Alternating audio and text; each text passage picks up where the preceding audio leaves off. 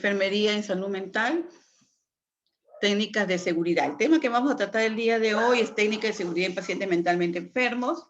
Como ustedes siempre yo les explico, las diapositivas, la separata informativa, todo está en la plataforma, ¿ya?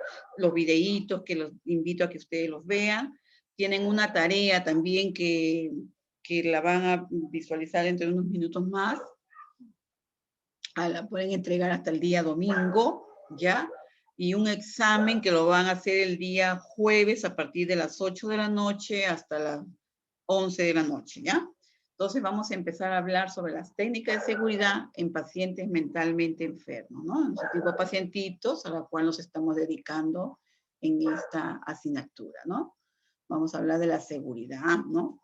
La anterior semana hemos tratado de la higiene del paciente, ¿no? Sus cuidados, cómo adaptamos un ambiente de baño para ellos, es decir, todas las ayudas que debemos tener para poder brindar una excelente atención de enfermería a nuestros pacientes, ¿no? Y recordemos siempre que cuando nosotros trabajamos con este tipo de paciente, que son pacientes muy especiales, también tenemos que trabajar mucho con la familia, porque de eso se trata, trabajar con el paciente y la familia. ¿Por qué? Porque de esta manera es una manera muy inteligente de que el profesional de enfermería involucre a la familia en este trabajo, ¿ya? Entonces recuerden siempre, ustedes van a trabajar con el paciente y la familia. Eso es muy importante que lo tengamos presente, ¿ya? Bien, seguridad del paciente, ¿no? O sea, que la seguridad del paciente, ¿no? Es la ausencia de accidentes cuando tú te dedicas a brindar seguridad al paciente al que tú te han llamado a que cuides, al que tú estás dedicando tu trabajo, entonces tú vas a evitar, ¿no? Accidentes, lesiones, ¿no? Que prevenibles o producidas durante el desarrollo de la atención médica. Es decir, que tú vas a evitar que tu paciente se accidente o le ocurra algo cuando está bajo tu cuidado, ¿no? Entonces, las metas propuestas para esto es muy importante que nosotros aprendamos a identificar los errores que se cometen muchas veces con nuestro actuar. Entonces, hay que evitar estas cosas, ¿no? Atenuar sus efectos, ¿no? Aprender de los errores cometidos para no volverlos a cometer definitivamente, es como en la vida, ¿no? Las personas cometemos errores, pero recuerden que cuando se trata de trabajo, de cuidado con pacientes, con personas enfermas que necesitan de nuestra ayuda, de nuestro trabajo, de nuestra atención, entonces nosotros debemos que prevenir, porque ellos están bajo nuestro cuidado, prevenir, evitar errores, de eso se trata, ¿ya? Prevenir futuros eventos nocivos como consecuencia de los errores. Por eso siempre hay que estar seguro y estudiar, leer mucho, tener mucha información para que nosotros durante nuestro trabajo no cometamos errores, ¿ya? A veces puede suceder que se cometa un error, ¿no? Pero es inadmisible no aprender de los errores cometidos, ¿ya? Entonces, porque ustedes saben que nosotros trabajamos con personas que necesitan de nuestra atención, ¿no? Cuando se inflige daño, disminuye, ¿no? Por ejemplo, la confianza en el sistema, porque es lógico, un paciente, vamos a suponer, tú lo estás cuidando, se te cae de la cama, no le pusiste los protectores para evitar que se caiga, entonces se fracturó la cadera. A ver, ¿qué significa eso? Es lógico que la familia y todos desconfíen de la atención, ¿no? Entonces se pierde confianza, ¿no? Ya no se confía, no hay seguridad. Entonces el grado de satisfacción, no solo del usuario, sino también de los proveedores de atención, que se ven afectados en cierta medida por sus propios errores, lógicamente. Entonces, los errores debemos desterrarlos, evitarlos, ¿ya? Bien, pero también varias son las causas que pueden determinar daños a los usuarios dentro del sistema de salud mental. Se pueden agruparse de la manera siguiente, es muy importante conocerlo, ¿no? Por ejemplo, debido a una actuación deficiente del personal que labora allí, por déficit de conocimientos técnicos, por dificultades con los recursos o un mal empleo de los recursos, o por sistemas de hospitalización poco seguros, entre otras causas. ¿Ve? Esas son las causas que pueden suceder para que se cometen daños, ¿no? al paciente. Entonces, hay que conocer todo cómo es la temática, cómo se hace el manejo, se ve toda esa situación para evitar los problemas con nuestros pacientitos que están confiando su vida en nosotros. Entonces, en lo posible, evitemos errores, ¿ya, chicos? Porque recuerde que son personas enfermas que necesitan de tu atención, ¿ya? Bien, por ejemplo, prácticas clínicas seguras son aquellas prácticas sobre las que hay evidencia consistente, prometedora o intuitiva, ¿no? En la que se ha demostrado que reducen el riesgo de eventos adversos relacionados con la atención de salud. Es decir, es una práctica clínica segura en la cual las personas que buscan tu trabajo, tu atención, van a salir tranquilos, van a confiar en ti, en todo el personal que labora allí. De eso se trata, ¿no? Y bueno, a veces también hay que hablar de los errores más frecuentes que suceden, ¿no? Es bueno conocerlos también, ¿no? Por ejemplo, hay formas relacionadas con los cuidados brindados a pacientes y su seguimiento, ¿ya? También en el uso de los psicofármacos, ¿ya? Eso hay que tener mucho cuidado también. Hay que tener también especial atención con aquellos factores relacionados con la organización del contexto sanitario del sistema, ¿no? Cómo es el entorno, ¿no? En el ambiente.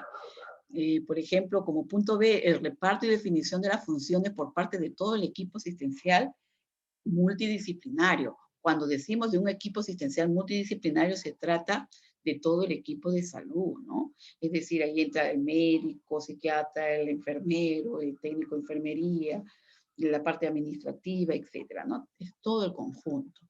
Entonces, también se debe tener en cuenta, por ejemplo, una adecuada carga de trabajo del personal de enlace, ¿ya? Entonces, también una adecuada comunicación entre los miembros del equipo de trabajo. Eso es muy importante, la comunicación. La protocolización de prácticas clínicas y de aquellas situaciones consideradas de riesgo. O sea, hay ciertos casos especiales que necesitan de adecuarse, ¿no? De acuerdo al paciente. También, por ejemplo, algunas estrategias dirigidas a disminuir errores. Estos pueden ser,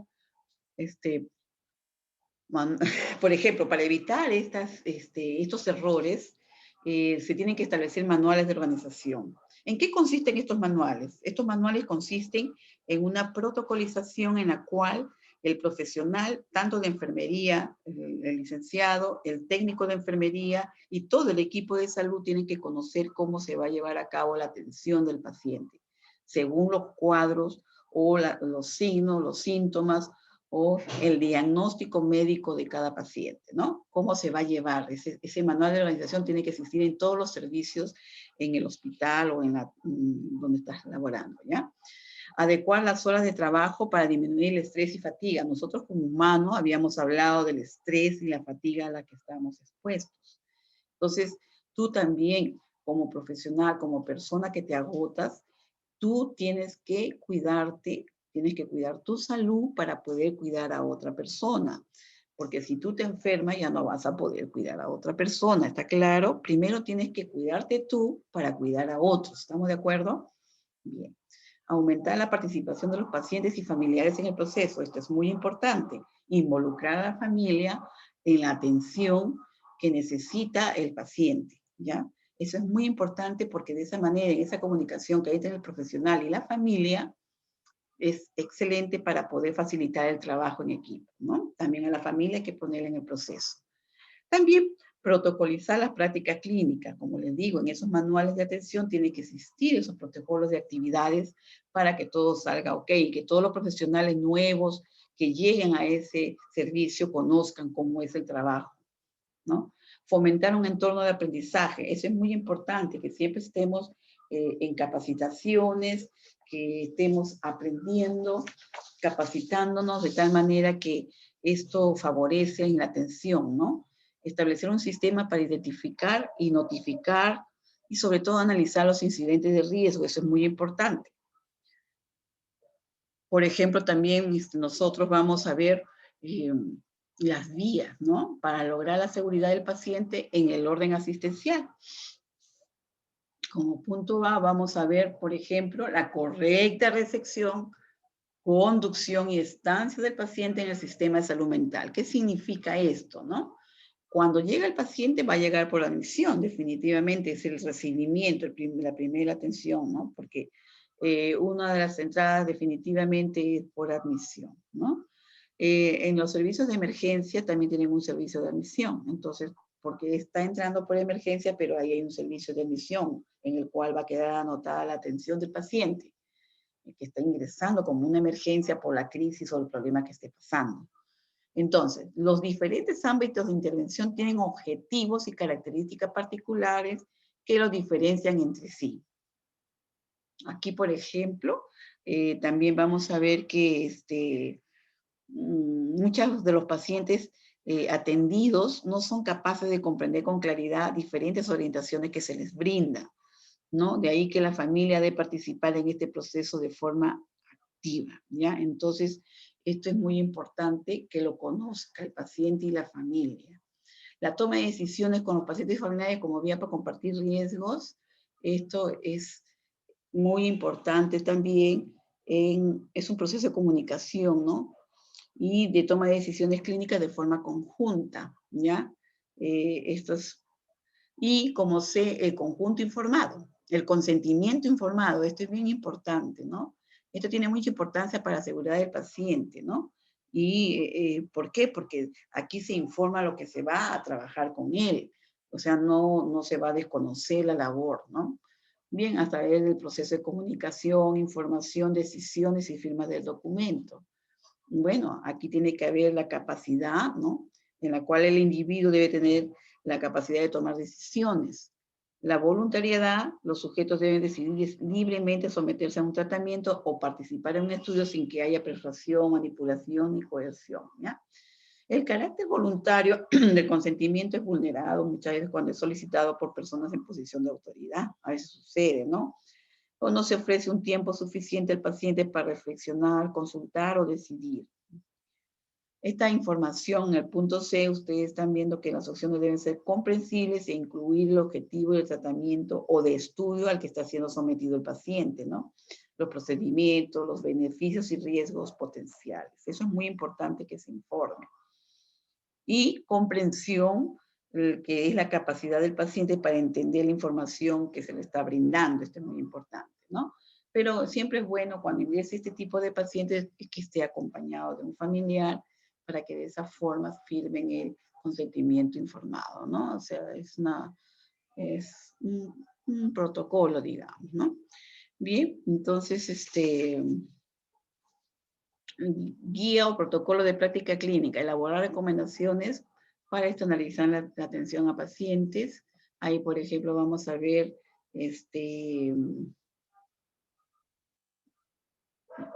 aquí se pueden elaborar, ¿no?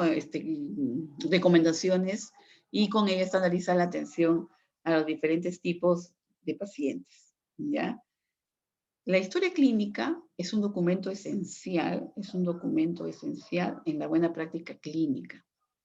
¿Por qué? Porque de aquí, a través de esta historia, se va a ayudar muchísimo todo lo con respecto a lo que es el proceso de la atención del paciente en ese hospital. El cumplimiento por parte del personal de enfermería y su responsabilidad, como van a entrar, por ejemplo, las rutinas, las normas, procedimientos, consiste en presentar cuidados integrales a los pacientes, asumiendo las obligaciones morales como un compromiso, para lo cual debe tener conciencia de las obligaciones que contrae. Eso es muy importante. Enfrentar consecuentemente la toma de decisiones, responder por los actos asumidos en sus terapias, ¿no? En sus cuidados propios, ¿ya? Entonces aquí vamos a ver, por ejemplo, también las reglas de oro, ¿no? Dentro del procedimiento que tenemos que nosotros tener presente la administración de fármacos, fármaco correcto, la dosis correcta, el fármaco por la vía correcta. ¿Se acuerdan de todo lo que es los correctos? Eso nosotros como profesionales lo tenemos que conocer. ¿Mm? Si el paciente es alérgico a algún medicamento, conocer el tipo y número de fármaco que se le va a administrar, porque eso lo indica el médico tratante, conocer posibles reacciones farmacológicas, es muy importante informarlo, registrar cada medicamento administrado y, bueno, la bioseguridad, lavado de manos y todo esto, ¿no? Bien, también tener presente la confidencialidad, ¿no? Que es un principio fundamental en el actuar de los profesionales en salud mental, ¿ya? Confidencialidad. Eso significa que tú como profesional tienes que tener mucho cuidado de no, pues, estar informando a gente que no corresponde nada de lo que se trate dentro del hospital, ¿ya? Esa es la ética, ¿no? Aplicando la ética profesional. Bien, también vemos como punto H, van a ver adiestramiento del personal encargado de la custodia de los pacientes en ambiente de hospitalización total. Bueno, en relación, por ejemplo, ahí lo vas a ver con relación al cuidado, ¿no? A la atención que han realizado con los pacientes, velar por su integridad física, de manera conjunta con enfermería, por la correcta atención integral. Entonces, para esto, todos los profesionales que traten con este tipo de pacientes tienen que estar muy bien capacitados. ¿Mm? Bien, aquí, por ejemplo, la seguridad en el uso de psicofármacos. Escuchen, esto es bien importante porque administrar psicofármacos o estos tratamientos especiales para pacientes con problemas de salud mental, hay que tener mucho cuidado y conocer siempre eh, cómo actúan estos medicamentos, ¿no? Por ejemplo, vamos a ver nosotros aquí una reacción adversa a un medicamento que lo vamos a conocer con siglas RAM, R-A-M, que significa reacción adversa a medicamentos, ¿ya?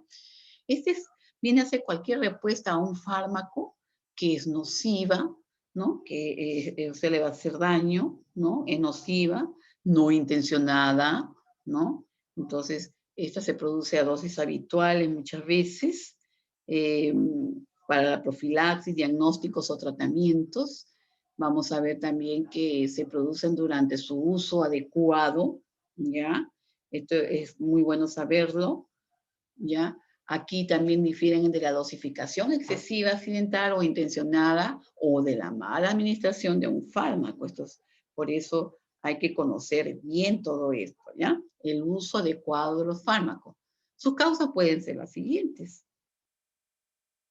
O sea, nosotros tenemos que saber manejar muy bien en cuanto a lo que se respecta a la administración de un fármaco, ¿ya? O un psicofármaco, ¿no?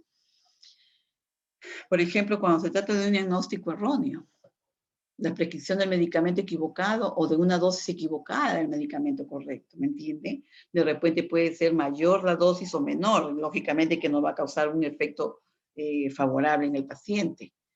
Todo eso hay que saberlo manejar. Trastornos médicos o que pueda tener el paciente, genéticos o alérgicos subyacentes propios de su historia clínica del paciente. También puede ser por automedicaciones con medicamentos que requieren prescripción, ¿no? Entonces, esto hay que tener mucho cuidado, porque nosotros, ninguna persona debe automedicarse.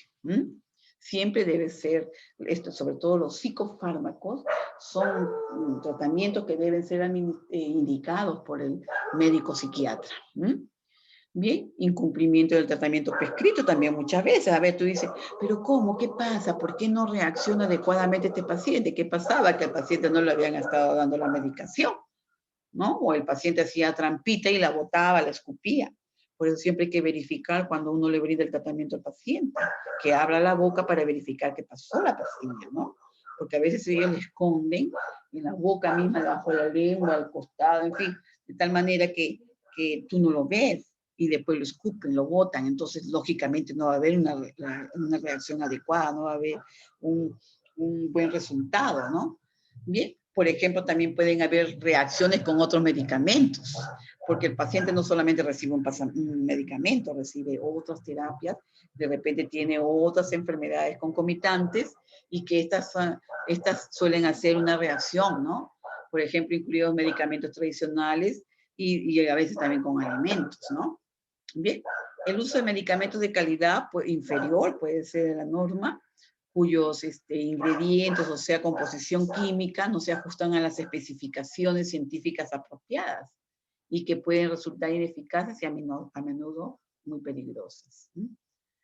el uso de medicamentos falsificados, ¿no? Sin químicos activos o con ingredientes equivocados, ¿no? O los químicos que componen ese medicamento.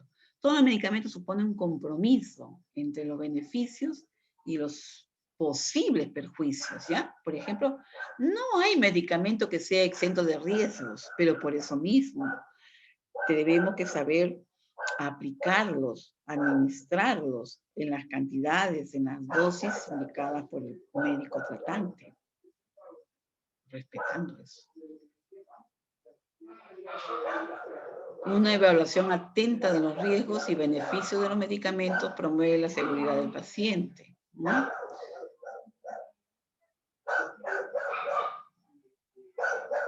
Hasta seguridad en el uso de los psicofármacos, fortalece la seguridad de estos. El intercambio de información sobre los efectos adversos de los medicamentos puede transformarse en decisiones normativas oportunas que salvaguarden la seguridad del paciente cuando surgen problemas. Entonces, esto es muy importante, conocer todo acerca de los psicofármacos. Es algo de mucho cuidado. Se denominan, por ejemplo, medicamentos de alto riesgo, aquellos que tienen un riesgo muy elevado de causar daños graves o incluso mortales. Cuando se produce un error en el curso de su utilización, por ejemplo, también, ¿no? Eso es muy importante conocerlo. En la actualidad, el uso de los diferentes grupos de psicofármacos se ha vuelto una práctica común en el actuar de los psiquiatras. Esto es bueno conocerlo, ¿ya? Por eso, cuando hablamos de medicamentos para problemas de salud mental o psicofármacos, tenemos que conocer bien su acción en el organismo de las personas, conocer qué puede suceder, qué es, ¿no? Bien, su uso debe ser razonable, definitivamente, bajo estrictas indicaciones terapéuticas, según lo establecido en los protocolos de las prácticas clínicas. Compartir con el paciente y los familiares la indicación de los psicofármacos. Esto se hace una práctica obligada en el quehacer de los psiquiatras. Es recomendable que el personal de enfermería pregunte a la familia si están enterados al respecto. Eso es muy importante. Puede dar seguridad al paciente el hecho de indicarle que de presentarse algún efecto no deseado, no desiste en comunicarse. Entonces, por sus efectos adictivos, los psicofármacos son controlados. Recuerden esto, ¿eh? Estos medicamentos son controlados, ¿ya?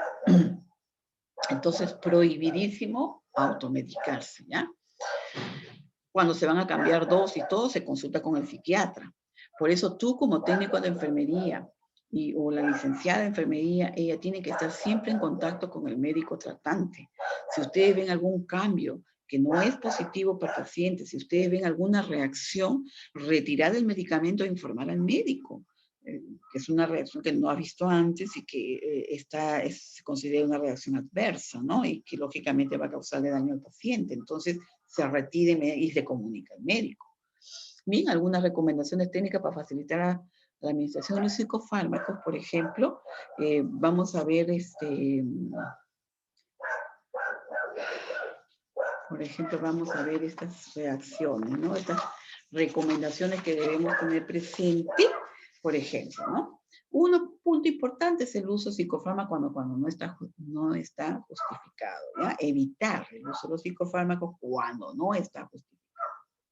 La automedicación, el incumplimiento y no respetar los horarios, definitivamente que no va a ayudar en nada, ¿no? Son prácticas muy difundidas muchas veces. Como otro punto B, conocer el medicamento que se va a administrar, nombre del medicamento y para qué se utiliza. Normalmente esta información se encuentra en el prospecto que acompaña al medicamento. Ahí está el nombre químico y el nombre genérico, ¿no? Entonces, el nombre comercial también, ¿no? Varía, ¿ya? Consultar con el médico si no entiendes algo. Esto es muy importante. Estar en comunicación con el médico tratante, ¿ya? Conocer las contraindicaciones del medicamento es básico. Como profesional debemos saber, porque el medicamento viene a ser una herramienta de trabajo para nosotros, ¿no? Pero tenemos que conocer sus acciones, reacciones que pueden suceder en el paciente, ¿no? Conocer las contraindicaciones como sus interacciones importantes con otros medicamentos o con ciertos alimentos también. Entonces, es importante preguntar al paciente acerca de alergias, enfermedades o a la familia, ¿no? O enfermedades crónicas que pueda padecer, así como de aquellos medicamentos que está tomando de forma regular, porque de repente ellos también tienen enfermedades crónicas muy aparte de la que ellos tienen como enfermedad mental, ¿no? Pueden ser hipertensos, de repente pueden ser enfermos renales o alguna otra patología concomitante. Entonces, también conocer la dosis, la frecuencia de administración y la duración del tratamiento de estas terapias, ¿no? ¿Ya? Entonces, y asegurarse que la dosis que tú estás administrando al paciente es la correcta, ¿no? Si tienes alguna duda, mejor pregunta, confírmala, ¿ya?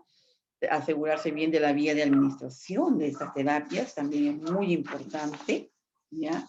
Precauciones especiales de su administración, por ejemplo, tomar con las comidas o en periodos de ayuno, conocer todo eso, ¿no?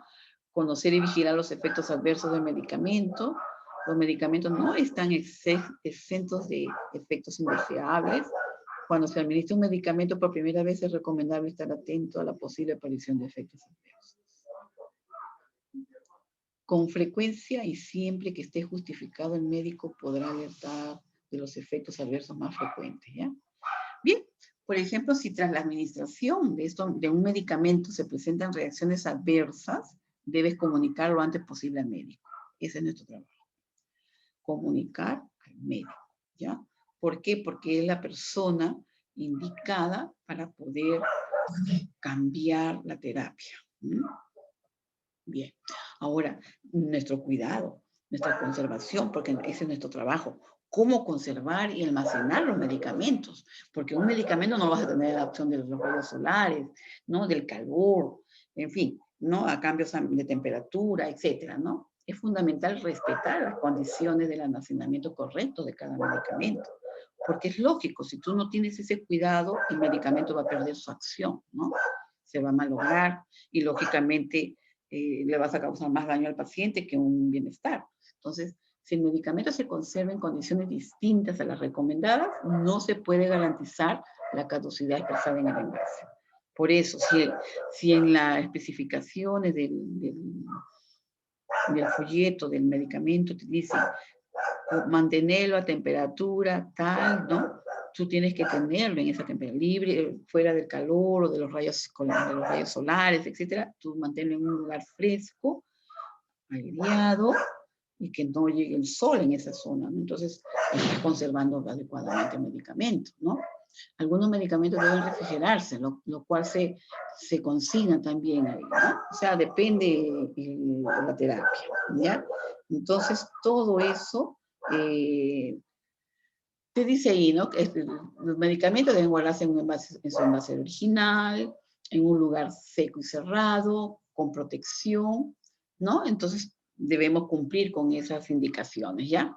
Pero también hay otras estrategias generales que nos van a ayudar en este trabajo, ¿no? Realizar una historia clínica farmacológica detallada que abarque, por ejemplo, la medicación actual y pasada del paciente para ver ¿y cuál? O sea, porque si, aparte del antipsicótico que está tomando, ¿qué otros medicamentos está llevando el paciente? De repente está tomando antihipertensivos o antidiabéticos, etcétera, ¿no? Entonces, todo eso hay que escribirlo en la historia, ¿ya?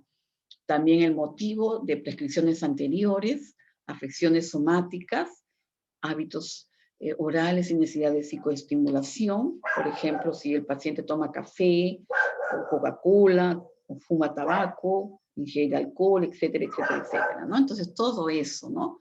Sociabilidad y comentarios acerca de la medicación que suele tomar, o sea, cómo se siente, de repente te puede decir, señor doctor, después de que yo tomo este medicamento me siento mareado, o me da mucha sed, o sea, que él explique lo que él siente, porque de esa manera ya tú vas anotando todo eso de tal manera que de repente se toma otra medida de dar otra, cambiar la prescripción, ¿no? Bien, por ejemplo, también motivo, esquema y seguimiento de la prescripción actual del paciente. Y bien, vamos a ver también otro punto, ¿no? El seguimiento del enfermo debe hacerse con una frecuencia lo menos prolongada, estableciendo comunicación ya sea de forma personal o telefónica. ¿Ya? Bien. Bien, aquí, por ejemplo, en casos graves o difíciles de evaluar, se deberá recabar los datos evolutivos de la medicación al familiar o responsable de la administración, porque en la casa de la familia, en la familia del paciente, debe haber alguien que se encargue de administrar esta terapia. No se la van a dejar al paciente, porque muchas veces el paciente se olvida, ¿no? Entonces, aquí tiene que haber una persona responsable en la administración del medicamento. ¿Mm? Bien. Ahí está.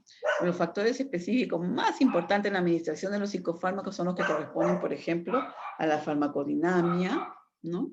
A la farmacocinética, la acción en el cuerpo, la biodisponibilidad de este producto, ¿no? Entonces, todo esto conlleva, pues, a de que tenga un uso adecuado, ¿no? Una administración adecuada del paciente, ¿no? En cuanto hablamos de biodisponibilidad de un fármaco, se alude a la fracción de la dosis del mismo administrada, ¿no? Que alcanza su diana terapéutica o lo que es lo mismo que llega hasta el tejido sobre el que realiza su actividad, ¿no?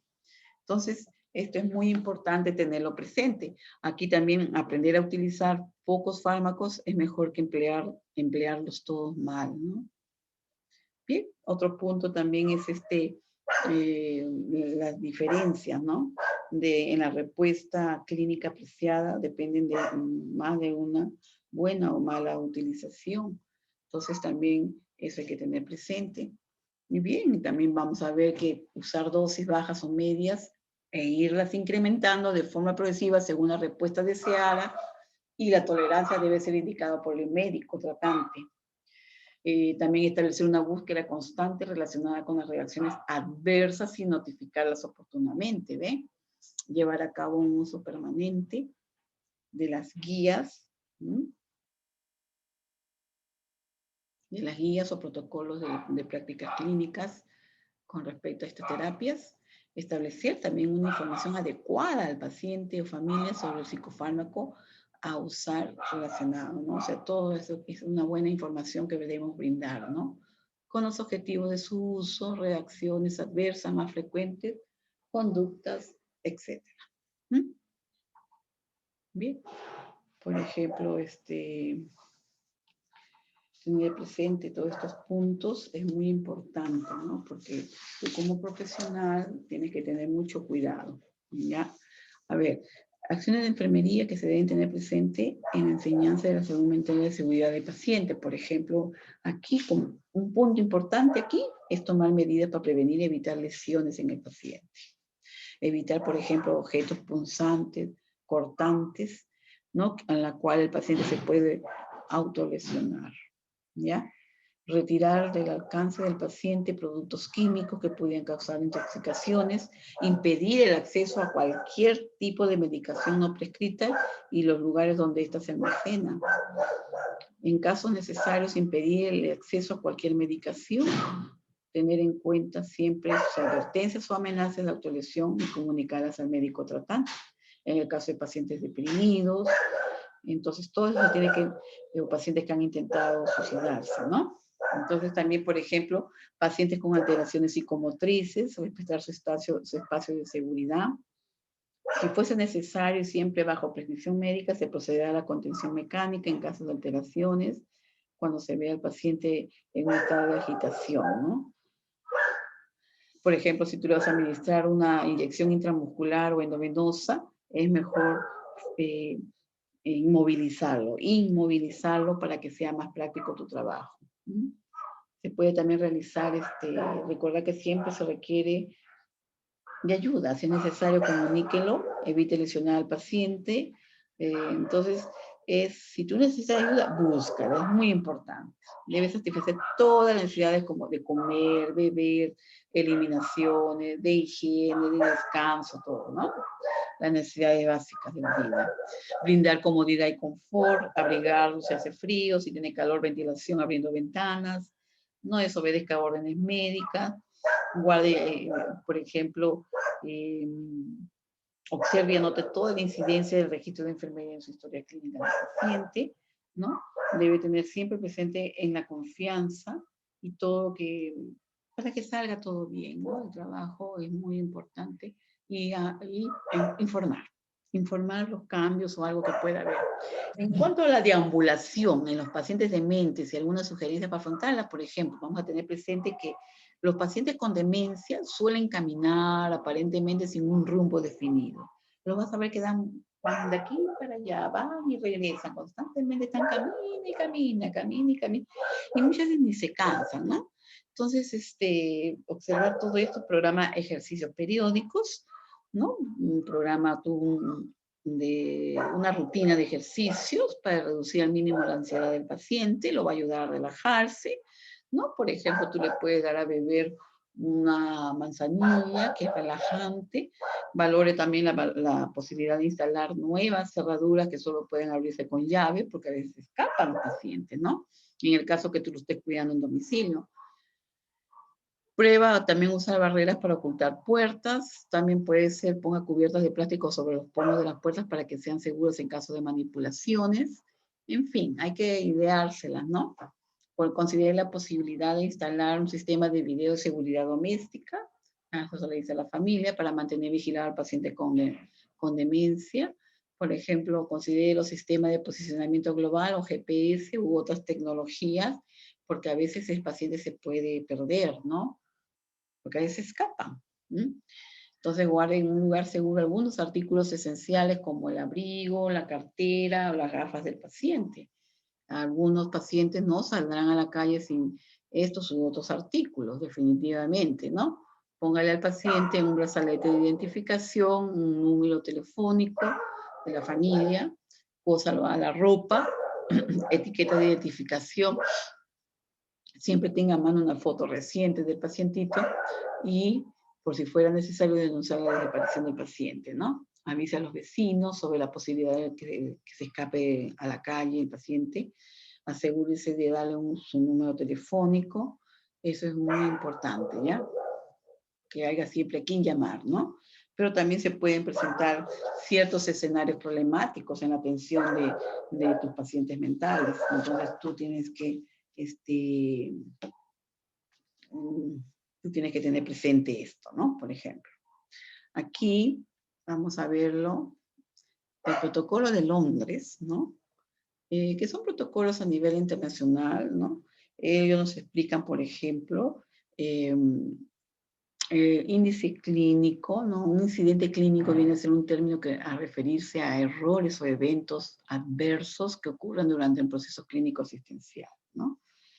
Entonces, es una versión revisada y actualizada de un documento previo que constituye una guía práctica para administradores de riesgo y otros profesionales interesados en ese tema, ¿no?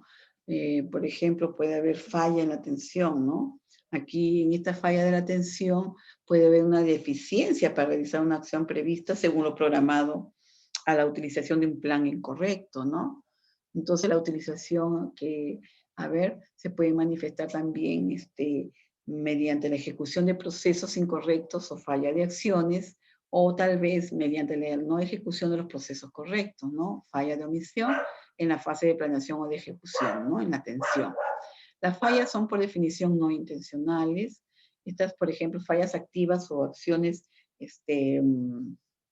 o acciones inseguras, por ejemplo, son acciones o omisiones que tienen el potencial de generar daño o a un evento adverso, ¿no?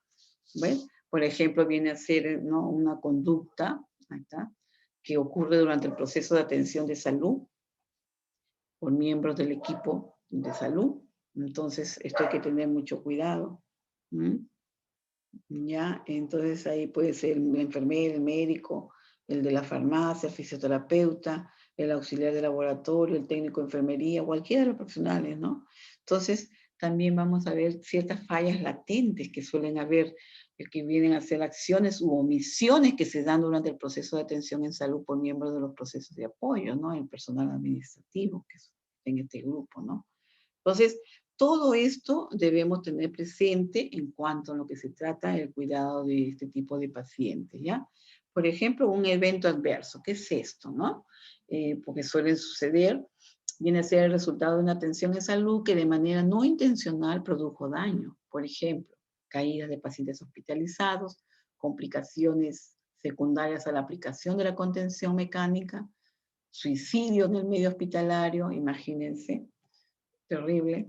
Entonces hay que tener mucho cuidado, ¿no? Cuando ustedes tengan pacientes adultos mayores y estén inquietos, etcétera, ustedes pónganle a la cama donde está el paciente barandales, ¿ya? Barandas, porque de esa manera van a estar más seguros, ¿ya?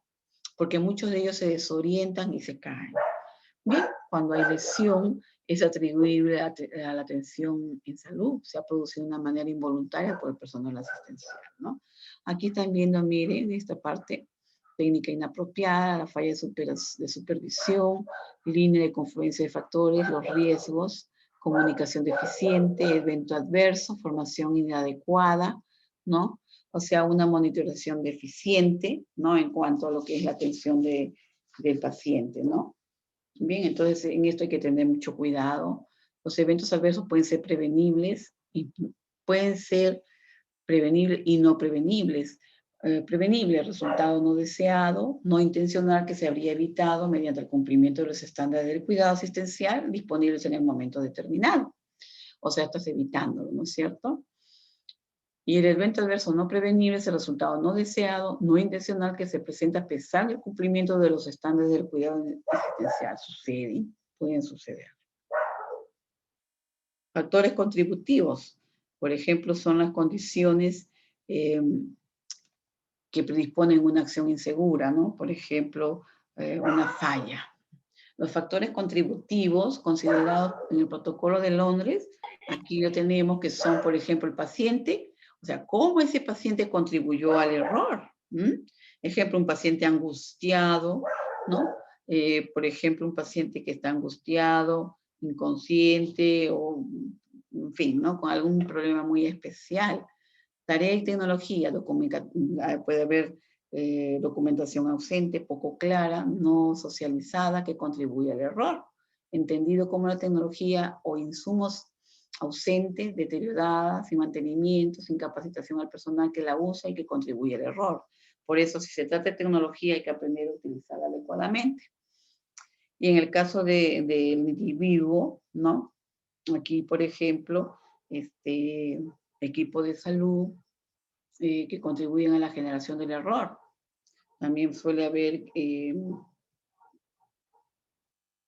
en el equipo de trabajo conductas de equipo de salud que contribuyen también al error, ¿no? Al ambiente físico que contribuye al error también puede ser, ¿no? El ambiente físico. En el caso de equipo de trabajo, que no haya una comunicación adecuada, ¿no? En el equipo, falta de supervisión, de disponibilidad de soporte, etcétera, ¿no? Y bueno, en cuanto al ambiente, ejemplos de eficiente iluminación, ¿no? Hacinamiento, un clima laboral con deficiencias en infraestructura. Y bueno, en cuanto a la organización y gerencia, decisiones de la gerencia que contribuyen también al error. Ejemplo, las políticas, los recursos y la carga de trabajo del profesional. En cuanto al contexto institucional, situaciones externas a la institución que contribuyen a la generación del error. Por ejemplo, estas pueden ser decisiones, ¿no?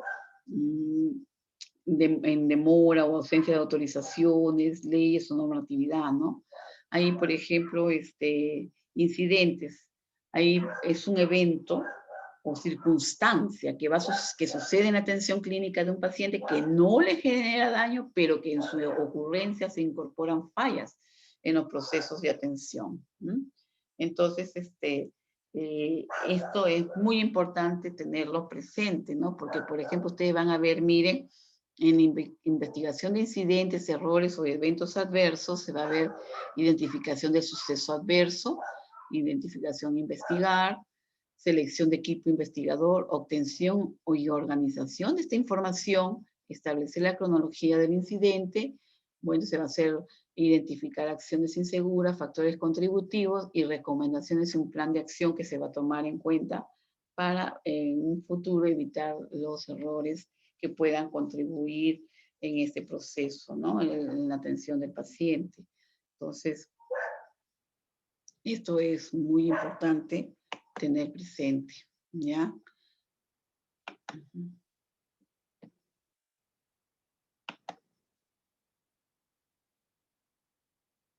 Muy bien. Entonces, de eso se trata, chicos, ¿ya? Un ratito.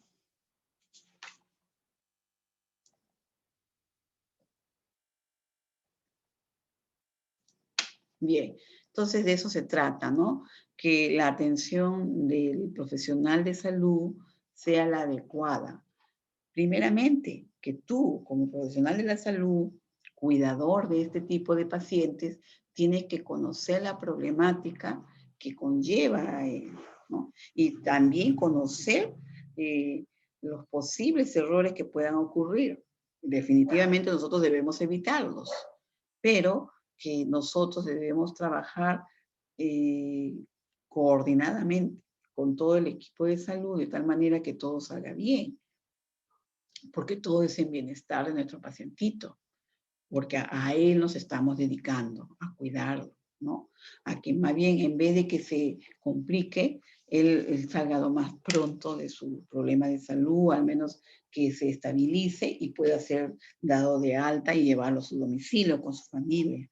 Entonces, esto es muy importante, ¿no? Brindar la comodidad, el confort, la seguridad en cuanto a la farmacoterapia, ¿no? Reconocer los eventos adversos, ¿no? De las reacciones adversas a los medicamentos que suelen ocurrir con los pacientes. Entonces, esto es muy importante también presente, recordar qué otros medicamentos toma el paciente, porque aparte de la enfermedad mental, él también puede traer otras enfermedades crónicas, ¿no? Como habíamos dicho, el paciente puede ser diabético, el paciente puede tener hipertensión arterial, o el paciente puede tener un problema renal o de otro tipo, ¿no? Entonces, conocer todos esos antecedentes es muy positivo para de esa manera, cuando tú estés brindando la atención y administrando los antipsicóticos, lo brindes con toda seguridad, ¿no? Y que no haya una reacción adversa con otros medicamentos, ¿no? En qué horarios, qué alejados deben estar de otros medicamentos y observar cuando tú los administras que realmente el paciente los haya ingerido, que los haya tomado adecuadamente. Y así también educar a la familia, cuando se le brinde el alta, el paciente va a ser cuidado por la familia, o si, bueno, si te llevan como profesional a cuidarlo en la familia, bueno, eso es otra cosa, ¿no? Pero también educar a la familia en cuanto a la administración de estos medicamentos y las posibles reacciones adversas que pueden haber. Esto es muy importante comunicarlo, ¿no? Siempre se trabaja en equipo. Es muy importante también recordar que debemos nosotros involucrar a la familia del paciente en este cuidado, ¿ya? Eso es muy importante tenerlo presente porque cuando la familia se involucra en el cuidado del paciente es muy bueno, porque hoy día se ve mucho abandono de este tipo de pacientes. Los abandonan a su suerte de tal manera que no hay quien se haga cargo. Por ejemplo, en el hospital, ¿cómo se llama este hospital? El Emilio Valdezán, ¿no? Pues te llevan a un paciente, ahí pasaron un documental en el cual el paciente lo habían dejado, empezó sus terapias, ¿no? Todo, y al final la familia se olvidó. Ya habían pasado como 3 años y el paciente ya lo tenían ahí, pues, eh, se quedó ahí, ¿ven? Entonces el paciente ya vive en el hospital. Eso es lo que sucede muchas veces, la familia se olvida de este tipo de pacientes, ¿no? Y muchas veces también ya las instituciones los sueltan a su libre albedrío y los pobres después los vemos deambulando por las calles, ¿no?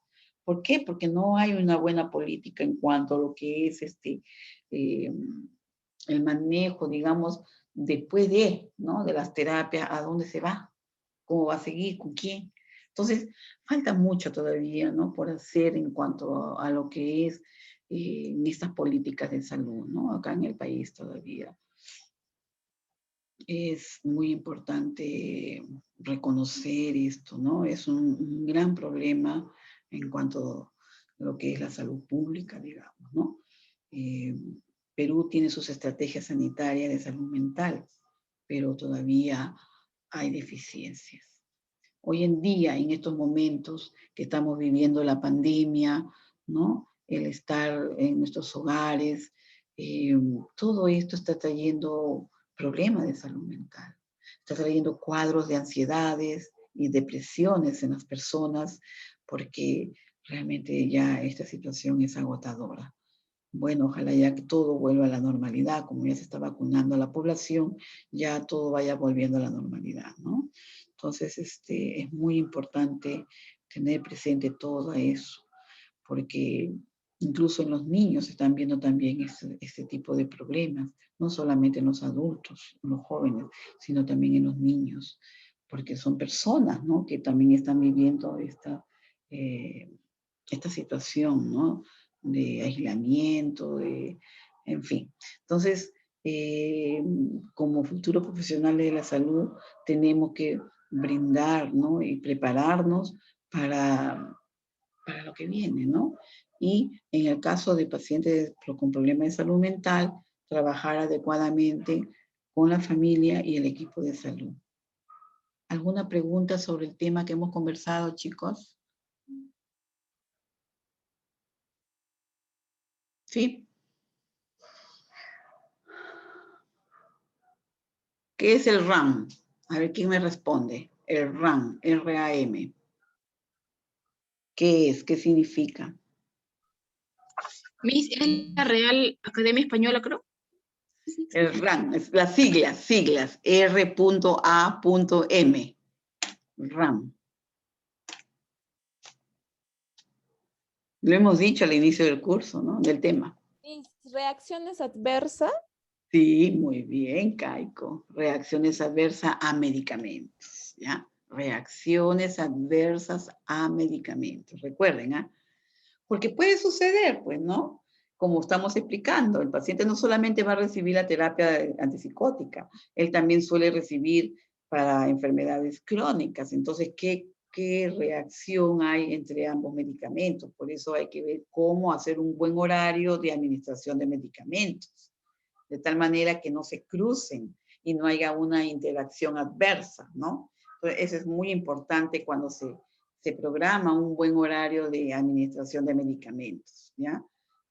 Por eso yo les decía, si se les va a dar con alimentos, se va a dar con agua, o sea, todo eso, tener presente todo eso para que no haya reacciones, ¿no?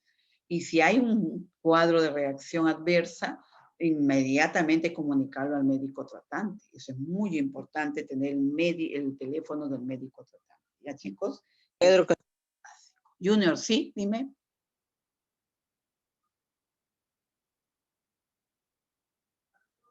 Licenciada, disculpe, ¿va a haber examen este jueves? Sí, el jueves, ¿qué número es? A ver, 17. Espérate, que estamos hoy día 15, ¿no? Sí, jueves 17. De 8 a 11 de la noche. ¿Ya, Luis? De 8 a 11 de la noche. Ya. Licenciada. Escúchame, Luis, tú me pediste que abriera la actividad 14. Yo la abro más tarde, ¿ya? Solamente hasta mañana, hasta las 10 de la noche, ¿ya, Luis? Para que mandes sus Ya, tareas. licenciada, yo les voy a informar a los compañeros. Sí, de la actividad 14, ¿ya, hijo? La última actividad. Ya, ok. Y ya estamos en contacto, ¿sí? Cuídense mucho y estudien, chicos, porque ya estamos terminando todo. Y ya la próxima semana es la última clase, ¿ya? Prepárense bien para que no estén terminando dando, ¿cómo se llama esto? Recuperaciones. Y esas recuperaciones tienen costos. Entonces ahorita todos estamos apretados económicamente, ¿no? Bien, envíen sus trabajos, nada les cuesta, trabajen, estudien, presenten sus trabajitos para que no les falten notas, ¿ya, chicos? Bien, entonces, si no hay más preguntas, nos estamos despidiendo, ¿ya? Cuídense. Bye, bye. Chao, Miss. Chao, Leila. Cuídense. Hasta luego, licenciada. Bye, bye. Bye, Hasta bye. luego. Chao, chao. Miss. Chao, chicos. Licenciada. Sí, dime, Licenciada, ¿qué me tienes? puso asistencia. Sí, ya te puse 2 cruces, muy tarde llegaste, ya. Cuídense. Sí, licenciada, 7:20, que recién salgo del trabajo. Ya, está hasta bien, llegar. ya. Chao, nos vemos, chicos, ¿ya?